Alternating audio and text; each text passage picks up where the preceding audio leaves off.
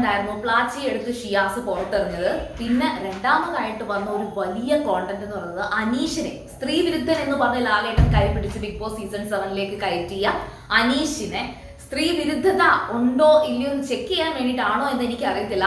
ശോഭ ചെയ്ത ഒരു പണിയാണ്, ഒരു സ്ത്രീയെ പോലെ മേക്കപ്പ് ചെയ്യിപ്പിച്ചു, അതും ജിസേലിനെ കൊണ്ട്. അറ്റ് ദ സെയിം ടൈം ജിസേലിനെ കൊണ്ട് അനുമോളുടെ മുഖത്ത് മേക്കപ്പ് ചെയ്തത് യക്ഷിയെ പോലെയാണ്. ശരിക്കും പറഞ്ഞാൽ അന്ന് ആ ഒരു ലാലേട്ടൻ കൊടുത്തൊരു പണിഷ്മെന്റ് ഉണ്ടായിരുന്നു ജിസേലിനും അതുപോലെ അനുമോൾക്കും. രണ്ടുപേരുടെയും ബാഡ്ജ് ഫേസ് അങ്ങോട്ടും ഇങ്ങോട്ടും എക്സ്ചേഞ്ച് ചെയ്തൊരു ബാഡ്ജ് കുത്തുക എന്ന് പറയുന്നത്. അപ്പം ആ ഒരു ജയിലിൽ വന്നപ്പോൾ അനുമോള് ജിസേലിന്റെ മുഖം ഒരു യക്ഷിയെ പോലെ ആക്കിയായിരുന്നു. അപ്പോൾ അതിനൊരു റിവെഞ്ച് ചെയ്യിപ്പിക്കാൻ വേണ്ടിയിട്ട് ഒരു അവസരം കൊടുത്തതുപോലെ ശോഭ ഈ പറയുന്ന ജിസേലിനെ കൊണ്ട് തന്നെ ഒരു യക്ഷിയെ പോലെ അനുമോളിനെ ഒരുക്കി. ഗെയിമായിട്ട് കാണാം, കുഴപ്പമൊന്നുമില്ല, പ്രശ്നമൊന്നുമില്ല, അത് നല്ല അതൊന്നും വലിയ സീനല്ല. പക്ഷെ ഇതൊക്കെ ചെയ്യാൻ ഇവർക്ക് ആ ഒരു അധികാരം കൊടുത്തിട്ടുണ്ടോ ഇല്ലയോ എന്നുള്ള കാര്യത്തിൽ നമുക്ക് അറിയില്ല. അത് കൊടുത്തിട്ടുണ്ടെങ്കിൽ പോലും ബിഗ് ബോസ് അത് കൊടുക്കുന്നത്, അത് അഖിൽ മാരാർ ഒരു വീഡിയോ, ഒരു സെപ്പറേറ്റ് ഒരു വീഡിയോ ചെയ്തിട്ടുണ്ട്, മാരാർ സ്പെഷ്യൽസ് അങ്ങനെ എന്തോ ആണ് ആ ചാനലിന്റെ പേര് യൂട്യൂബില്. അപ്പൊ എനിക്ക് ആ പോയിന്റ്സ് വളരെയധികം ഇഷ്ടപ്പെട്ടു. വേറൊന്നുമല്ല, ഇപ്പോ അഖിൽ മാരാർ പറഞ്ഞൊരു കാര്യമുണ്ട്, അവരുടെ സീസണിൽ ഇതുപോലെയൊക്കെ ടാസ്ക് വന്ന സമയത്ത് പുറത്തുനിന്ന് വന്ന ഗസ്റ്റുകളെയൊക്കെ, എസ്പെഷ്യലി രജിത് കുമാറിനെയൊക്കെ അഖിൽ മാരാര് തിരിച്ചു സംസാരിച്ച് ആ ഒരു സീനൊക്കെ പറയുന്നുണ്ട്. അങ്ങനെയാണെങ്കിൽ ഉറപ്പായിട്ടും ഈ പറയുന്ന കാര്യങ്ങൾ, അതായത് ഒരു ഹോട്ടലിൽ വരുന്ന ഗസ്റ്റ്, ആ ഗസ്റ്റ് എത്ര വലിയ ഗസ്റ്റ് ആണെങ്കിലും അങ്ങേയറ്റം ചീപ്പായിട്ട് അവിടെയുള്ള തൊഴിലാളികളെയൊക്കെ മോശമായിട്ടൊക്കെ എന്തെങ്കിലും ചെയ്താൽ ആ ഹോട്ടലിലെ മറ്റ് ജീവനക്കാരൊക്കെ അതിന് സപ്പോർട്ട് ചെയ്യേണ്ടതല്ലേ?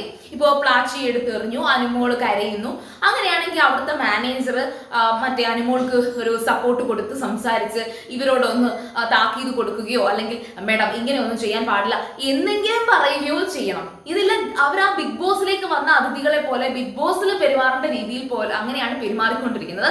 ദെൻ അനീഷിന്റെ കേസിലാണെങ്കിലും അതുപോലെ തന്നെ അനുമോളുടെ മുഖം ഒരു യക്ഷിയെ പോലെയൊക്കെ ആക്കിയപ്പോൾ അവിടെയും ഒക്കെ എന്തെങ്കിലും ഒക്കെ തിരിച്ച് ചോദ്യം ചെയ്യാൻ അവർക്ക് അവസരം ഉണ്ടായിരുന്നു. പക്ഷേ ഇവർക്ക് ബിഗ് ബോസ് ഡയറക്ട്ലി ഒരു അവസരം കൊടുക്കുകയാണ്. അതായത് ഈ വന്ന ഗസ്റ്റുകളുടെ ഒരു പോസിറ്റീവും ഒരു നെഗറ്റീവും നിങ്ങൾക്ക് വളരെ ക്രിയേറ്റീവായിട്ട് പറയാമെന്ന് അവസരം കൊടുക്കുകയാണ്.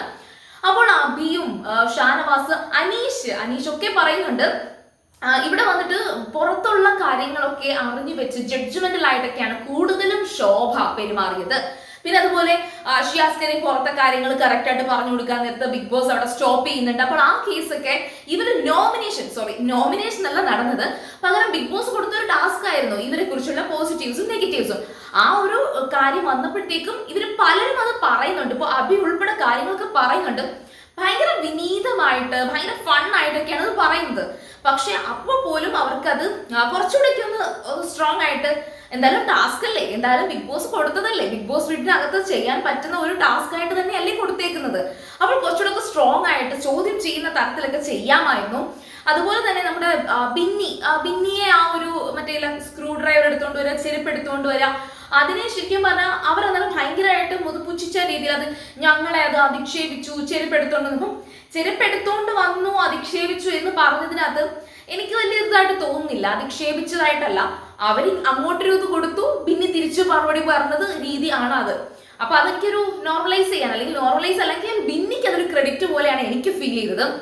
അപ്പോൾ ആരെങ്കിലും ഒക്കെ അത് ബിന്നിയോടുള്ള പേഴ്സണൽ ഗ്രിഡ്ജസ് ഒക്കെ മാറ്റി വെച്ചിട്ട് നിങ്ങൾ അതങ്ങനെ ചോദിച്ചത് കൊണ്ടല്ലേ, ഷെഫിനോട് അത് ചോദിക്കേണ്ട കാര്യമില്ലല്ലോ എന്നൊക്കെ ചോദിക്കാനെങ്കിലും ആരെങ്കിലും ഒക്കെ വേണമായിരുന്നു. അപ്പോൾ ആ ഒരു പഴയ സീസണിലൊക്കെ നമ്മൾ കണ്ടിട്ടുള്ളത് പോലൊരു ഒരു വന്ന അതിഥികളോടൊരു ഫൈറ്റ് കൊടുക്കാൻ ഭാഗത്തിനൊന്നും ഉണ്ടായിരുന്നില്ല.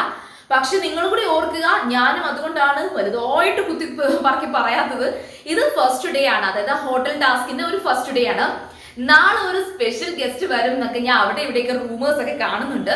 അതായത് നാളെ റിയാസ് വരുന്നുണ്ട്, റിയാസ് സലീം. ഏഷ്യാനെറ്റ് പ്രൊമോ വന്നൊന്നും എനിക്ക് അറിയില്ല, ഞാൻ ചെക്ക് ചെയ്തില്ലായിരുന്നു. അപ്പോൾ റിയാസ് സലീം നാളെ ബിഗ് ബോസ് ഹൗസിൽ വരുന്നുണ്ടെന്നാണ് അറിയുന്നത്. അങ്ങനെയാണെങ്കിൽ ഇപ്പോൾ ഉള്ള ഈ മത്സരാർത്ഥികളുടെ ഇടയിൽ എന്തെങ്കിലുമൊക്കെ ഒരു ജർക്കിംഗ് ആയിട്ടുള്ള എന്തെങ്കിലുമൊക്കെ സംഭവിക്കും എന്നൊരു ഹോപ്പ് എന്തായാലും തോന്നുന്നുണ്ട്. അപ്പോൾ ഇവരുടെയൊക്കെ ഇപ്പൊ ഈ ബിഗ് ബോസ് ഹൗസിൽ കളിക്കുന്ന, അതായത് ഞാൻ പറഞ്ഞത് ഹോട്ടൽ ടാസ്കിന്റെ കാര്യമല്ല, അതല്ലാതെ ബിഗ് ബോസ് ഹൗസിൽ അവർ നടത്തുന്ന കുറച്ച് മത്സരം അല്ലെങ്കിൽ അവരുടെ ഒരു സ്ട്രാറ്റജീസ് ഇല്ലേ, അതൊക്കെ മാറ്റണം. എസ്പെഷ്യലി ആ പറയുന്ന അനുമോളെ നീ ഇങ്ങനെ കളിക്കരുത്, നീ കുറച്ചുകൂടെ നിന്റെ സ്ട്രാറ്റജീസ് മാറ്റണം എന്നൊക്കെ പറയാൻ ഇവരാരാ? ഇവര് ഗസ്റ്റ് ആയിട്ട് വന്നത് ഹോട്ടലിൽ തങ്ങാനാണല്ലോ. അപ്പൊ ഇതൊക്കെ സംസാരിക്കാമോ? ഒരു വൈൽഡ് കാർഡ് എൻട്രീസ് വന്നതുപോലെയാണ് ഇവർ സംസാരിക്കുന്നത്. അപ്പോൾ ഈ കാര്യങ്ങളൊക്കെ ഇവർക്ക് അല്ലെങ്കിൽ അനുമോളുടെ ഈ കാര്യം നടന്ന സമയത്തിന് അറ്റ്ലീസ്റ്റ് ആ ഒരു അക്ബർ അവിടെ കൂടെ ഇങ്ങനെ നടക്കുന്നുണ്ടായിരുന്നു. അക്ബറിനോ ഷാനവാസിനോ അനീഷിനോ ഒക്കെ കയറി എതിർക്കാമായിരുന്നു. നിങ്ങൾ എന്തിനാ ഇങ്ങനെയൊക്കെ ഒരു ഇവിടുത്തെ ഒരു ജീവനക്കാരിയുടെ പാവക്കുട്ടി എടുത്ത് പുറത്തെറിയാൻ പാകത്തിന് നിങ്ങൾ എന്തിനാണ് നിങ്ങൾ അങ്ങനെ ഒരു ഗസ്റ്റ് ആണോ, മോശമല്ലേ, നിങ്ങൾ ചെയ്ത പ്രവൃത്തി മോശമല്ലേ എന്ന് ആരെങ്കിലും അവരുടെ ഒരു അവസരം കിട്ടിയ സമയത്ത് പോലും അത് നിങ്ങൾ ചെയ്തത് തെറ്റ് എന്ന് പറയാൻ ആർക്കും തോന്നിയില്ല. അത് തെറ്റോ ശരിയോ എന്നല്ല, അതിപ്പം എറിഞ്ഞതിനകത്തൊന്നും വലിയ കുഴപ്പമില്ല. ഞാൻ കുറച്ച് മുന്നേ ഒരു വീഡിയോ ഇട്ടിട്ടുണ്ട്, അതിലും ഞാൻ പറയുന്നുണ്ട് ഷിയാസ് ചിലപ്പോൾ അനുമോൾക്ക് ഒരു കോണ്ടന്റ് കൊടുത്തതാണ്. ഓഫ് കോഴ്സ് അതൊരു കോണ്ടന്റ് ആണല്ലോ. പക്ഷെ ആരെങ്കിലും ഒരാള് ഒരു നെഗറ്റീവായിട്ട് അങ്ങനെ പറയാമായിരുന്നു. പക്ഷെ അങ്ങനെ പറയുമ്പോൾ പോലും അനീഷ് പറഞ്ഞൊരു പോയിന്റ് ഉണ്ട്, ഷിയാസ് അങ്ങനെ ഒരു ആക്ട് ചെയ്ത് അതല്ലെങ്കിൽ അതൊരു ആക്ട് ആണ്. അപ്പോൾ ഉടനെ ഷിയാസ് പറയുന്നുണ്ട് ആക്ട് അല്ല, അത് റിയാലിറ്റി ആണ്, ഞാൻ എടുത്തെറിഞ്ഞു, അതാണ്. അപ്പോൾ ഓക്കെ അതാണ്, പിന്നെ പോയി പ്ലീസ് ചെയ്യണ്ടായിരുന്നു എന്നാണ് അനീഷ് പറഞ്ഞത്. നേരെ മറിച്ച് അങ്ങനെ ഒരു കാര്യം നിങ്ങൾ ചെയ്യാൻ, നിങ്ങളൊരു അതിഥിയല്ലേ, അപ്പം നിങ്ങൾക്കൊരു കുറച്ച് മാനേഴ്സ് ഒക്കെ കാണിച്ചുകൂടായിരുന്നു, നിങ്ങൾ എന്തിനാ അങ്ങനെ ചെയ്തത് എന്ന് ചോദിച്ചിരുന്നെങ്കിൽ നന്നായിരുന്നു എന്ന് എനിക്ക് തോന്നി. കാരണം ഇത് ഗെയിമായിട്ട് തന്നെയാണ് ഞാൻ മൊത്തത്തിനെയും കാണുന്നത്. എസ്പെഷ്യലി കുറച്ച് ഒരു 2-3 ആഴ്ചക്കകത്ത് നടക്കുന്ന പല കാര്യങ്ങളും അധികം വീഡിയോസ് ഒന്നും ചെയ്തില്ലെങ്കിലും ഞാൻ ഇതെല്ലാം കാണുന്നുണ്ട്. അപ്പൊ എനിക്ക് തോന്നുന്ന ഒരു കാര്യം എന്ന് വെച്ചാൽ ഇവിടെ നടക്കുന്ന സെക്ഷൽ അലിഗേഷൻസ്, LGBTQ കാര്യങ്ങൾ, അല്ലെങ്കിൽ ആദില നൂറ ഇവരുടെ ഇടയിൽ ലക്ഷ്മി നടത്തിയ എല്ലാ കാര്യങ്ങളും, എല്ലാ സംസാരങ്ങളും ഇവര് ബിഗ് ബോസ് അത് സെല് ചെയ്യാണ്, റേറ്റിംഗിന് വേണ്ടിയിട്ട് യൂസ് ചെയ്യാണ്. അതുകൊണ്ട് തന്നെയാണ് ഈ പറയുന്ന ഓരോ കാര്യങ്ങളും ഒരു പ്രൊമോസ് ആയിട്ടോ അല്ലെങ്കിൽ ട്രോളുകളായിട്ടൊക്കെ ഏഷ്യാനെറ്റിൽ തന്നെ വരുന്നത് നമ്മൾ കാണാറുണ്ട്. സോ ഞാനും അപ്പോൾ അതുകൊണ്ട് തന്നെ കംപ്ലീറ്റ്ലി എൻ്റെ ഒരു നിലപാടെന്ന് പറയുന്നത് എല്ലാത്തിനെയും ഗെയിമായിട്ടങ്ങ് കണ്ടാൽ മതി. അവരും അതിനകത്ത് ഗെയിമായിട്ടാണ് കാണുന്നത്.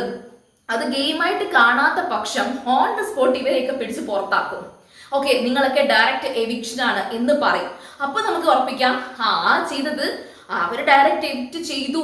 അതെനിക്ക് തോന്നുന്നു പ്രേക്ഷകർ പറയുന്ന അനുസരിച്ചായിരിക്കും അതും സംഭവിക്കുന്നത്. അതായത് അങ്ങേയറ്റം പ്രേക്ഷകര് ഈ ആളെ പുറത്താക്കണം, ഇയാൾ ചെയ്തത് ഭയങ്കര വൃത്തികേടാണ് എന്നൊക്കെ പറയുകയാണെങ്കിൽ ചിലപ്പോൾ പ്രേക്ഷകരെ ഈ ഒരു ഒപ്പീനിയൻസ് കണ്ടിട്ട് ചിലപ്പോൾ പുറത്താക്കുമായിരിക്കും.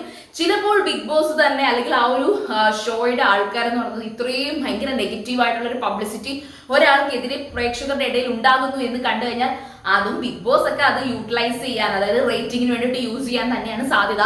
ഏതായാലും ഈ ഒരു സീസണിൽ അനുമോൾ ഒരു നെഗറ്റീവായിട്ട് തുടക്കം തൊട്ടേ ഒരു നെഗറ്റീവായിട്ട് പോപ്പുലറൈസ് ആകുമോ എന്നുള്ളൊരു കാര്യം എനിക്ക് തോന്നിയിരുന്നു. പക്ഷെ ഇതിപ്പോ അങ്ങനെയല്ല പോകുന്നത്, ഒരു മോഡറേറ്റ് ലെവലിൽ തന്നെയാണ് പോകുന്നത്.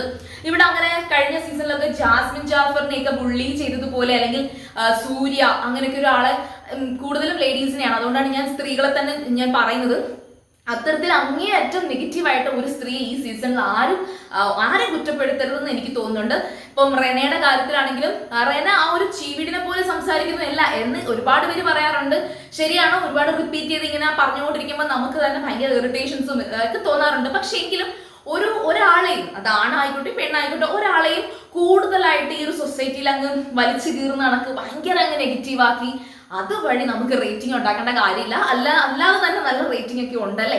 അപ്പോൾ എന്തായാലും നിങ്ങളുടെ അഭിപ്രായം പറയുക. അതുപോലെ സീരിയൽ ഗ്രാൻഡ്മ നിങ്ങൾ ഫസ്റ്റ് ടൈം ആണ് കാണുന്നെങ്കിൽ ഉറപ്പായിട്ടും ചാനൽ സബ്സ്ക്രൈബ് ചെയ്തിട്ട് കാണുക.